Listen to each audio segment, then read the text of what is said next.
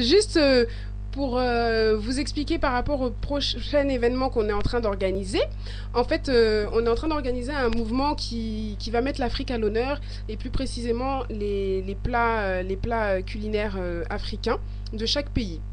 Donc on voudrait un peu réunir tout le monde autour d'un bon repas qui sera préparé par chacun d'entre vous, pour nous faire découvrir un petit peu ce qu'ils ont dans leur assiette en Guinée, au Sénégal, au Rwanda, au Cameroun.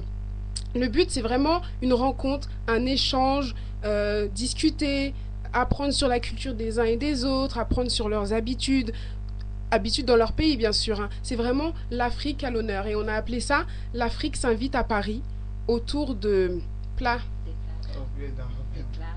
Autour de plats africains. Voilà. Donc, on l'a. De l'espoir.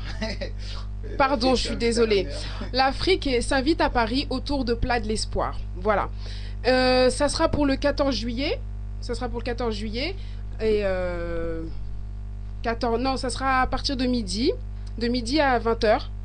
Et voilà, tu veux rajouter quelque chose? Oui, oui, je voudrais rajouter quelque chose. Donc, tout simplement, ce jour-là, ça va être un jour nouveau. Un jour nouveau pour l'Afrique. Parce que tout simplement, on a l'habitude de pointer du doigt que l'Africain est mal vu, et une personne qui dérange, ainsi de suite. Maintenant, ce jour-là, on voudrait qu'on se réunisse tous au même endroit, faire un grand pique-nique. Chacun ramène sa spécialité de son pays, le fait partager à son voisin, et c'est comme ça qu'on va casser les barrières. Ce jour-là, ça va être le jour de la solidarité africaine. C'est-à-dire que tout le monde pourrait venir, que ce soit le blanc lambda, parce que j'ai vu qu'apparemment on fait la différence entre un Africain français et un Africain tout court. C'est faux. C'est juste à partir d'un moment, il faut parler des choses concrètes. Donc ce jour-là, je voudrais que chacun vienne apporter sa pierre à l'édifice. Chacun vient ramener son petit plat personnel, vient le faire partager à son voisin. Et là, ce jour-là, je pense qu'on sortira plutôt grandi. Et ça sera le premier jour où nous, on aura le temps d'échanger avec vous. Parce qu'à l'heure actuelle, ils font tout, comme je vous dis, pour pouvoir nous boycotter. Ils ne veulent pas nous donner de salle pour qu'on puisse se rencontrer. Ils ne veulent pas qu'on organise des meetings pour qu'on puisse se rencontrer. Donc, on a décidé de faire tout simplement ce pique-nique géant, et où l'Afrique sera à l'honneur, tout simplement. Et on a appelé ça le plat de l'espoir. Oui, voilà, exactement. En fait, voilà, rassembler toute l'Afrique. Afrique, comme je l'ai dit tout à l'heure, Afrique et afro-caribéen. Vraiment faire une unité, une fédération de tous ces peuples, de toutes ces cultures, de tous ces plats, et que tout le monde se rassemble. C'est bon plat, surtout. Ces bons plats, miam miam. Je Et mangerai c'est pas la gratuit. veille. Et c'est gratuit. Voilà, et c'est gratuit, mais c'est vraiment dans un bon esprit d'échange. Il y a beaucoup de pays, de ressortissants de certains pays qui sont vraiment essoufflés actuellement, qui sont vraiment peinés, qui sont vraiment dans la douleur, qui sont dégoûtés un petit peu de l'endroit, pour certains, d'où ils vivent. Mais vraiment, remettre une note positive, une note d'espoir, une note de... Voilà, un souffle nouveau en fait. Ben, merci pour le soutien. J'espère que tout le monde va ramener le foot aux bananes avec sauce graine. J'espère que chacun va ramener la tchéké, chacun va ramener le colombo, ainsi de suite. C'est vraiment l'Afrique à l'honneur, et tout le monde est invité. Que vous soyez africain ou pas, vous êtes invité. Parce que les Africains ont l'habitude de partager, l'habitude de tout partager, même leur richesse, tant qu'on ne pille pas, tout simplement. Ce jour-là, j'espère que tout le monde sera présent. J'espère que vous-même, vous allez passer le message à votre ami, que vous invitez vos collègues, que vous venez avec vos enfants, parce qu'il n'y a pas lieu, il n'y a pas lieu d'être qu'il y a un danger à l'heure actuelle. Venez avec vos guitares, venez avec vos tam-tams, venez avec tout, parce que c'est l'Afrique qui sera à l'honneur. Venez avec vos jeux africains, vos jeux africains, la Wale, que tout le monde joue, ainsi de suite. Venez avec tout ce que vous pouvez pour représenter l'Afrique ce jour-là. Venez avec vos tenues africaines. Venez avec tout. Ce jour-là, on va représenter l'Afrique et partager nos plats et nos repas, tout simplement, et tous ensemble. Merci. Voilà. Alors, on a une petite question. Donc la double nationalité sera au cours de la campagne présidentielle. En cas d'adoption, quel sera votre choix? Je peux répondre en premier. Bien sûr. Merci Linda. Donc en fait ça c'est une question qu'on m'a posée en premier, et je n'hésite pas une seule seconde. Si je dois choisir entre mon pays d'origine et le pays où je suis né, qui est la France, j'ai choisi la France. Parce que c'est en France qu'on va régler le vrai problème des Africains. Si je dois choisir à l'heure actuelle entre mon pays africain et le pays où je suis né, que j'aime, parce qu'on a été manipulé et qu'il y a des mauvaises personnes qui sont à la tête, j'ai choisi d'être français. J'ai choisi de défendre l'Afrique en France. C'est pour ça qu'on s'appelait Africain, mais on est citoyens français. On a ce droit de vote. On a ce droit et ce devoir de libérer notre pays, tout simplement. Voilà. Alors, plusieurs associations, excusez-moi, panafricaines ont vu le jour en France. Combien avez-vous contacté depuis? Pas mal, oui, exactement. On les a pas, voilà, on travaille tous ensemble, on essaye de faire toutes les actions qu'on mène ensemble. Le 14 juillet, bien sûr que on va contacter pour la plupart. On espère qu'ils viendront nombreux.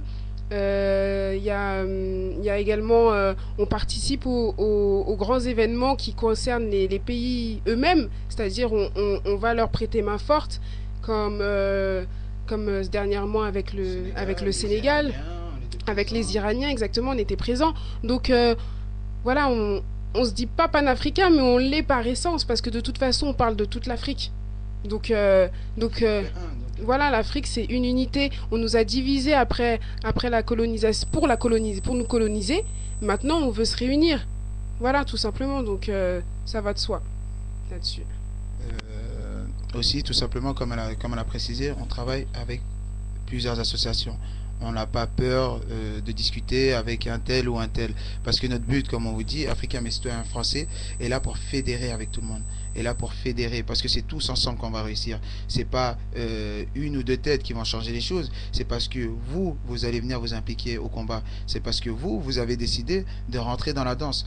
Et aussi pour répondre, combien il faut de binationaux pour que le gouvernement français nous prenne au sérieux?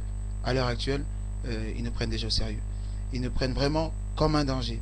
Parce que quand ils nous voient en train de nous défendre, en train d'être solidaires, quand ils attrapent un de nos amis, on arrive au moins à 1000 devant le commissariat en criant ce slogan, s'ils ne libèrent pas, on l'assiège le commissariat, je peux vous dire que ça fait peur. Donc ils nous prennent au sérieux, mais plus on est nombreux, et mieux ce sera.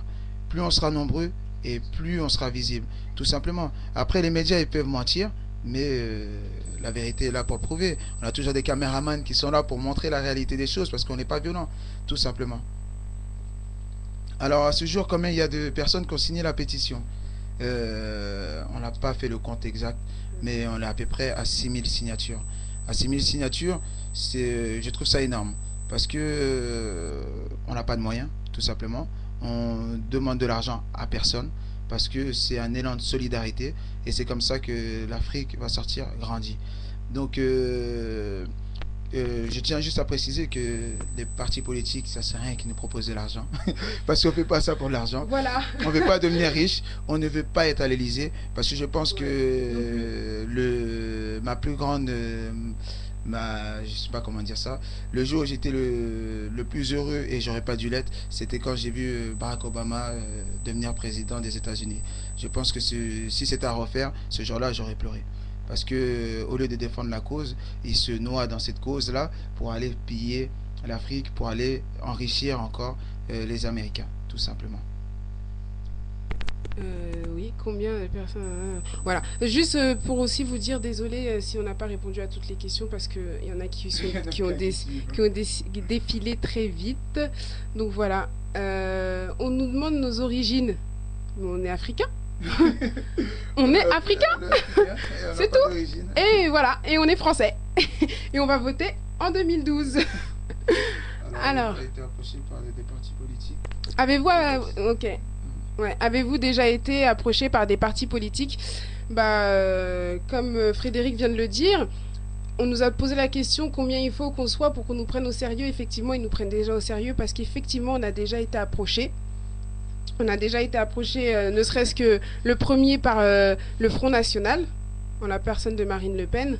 Elle a tenté de nous approcher, mais on a refusé parce qu'on venait de commencer, parce qu'on était en train de démarrer. C'était pas crédible. Et voilà, et c'était pas crédible, parce que nous proposer de nous appeler les blagues pour Marine, c'est un petit peu tiré par les cheveux. Donc on a gentiment refusé. c'était pas encore au cœur du débat. On a eu aussi un contact avec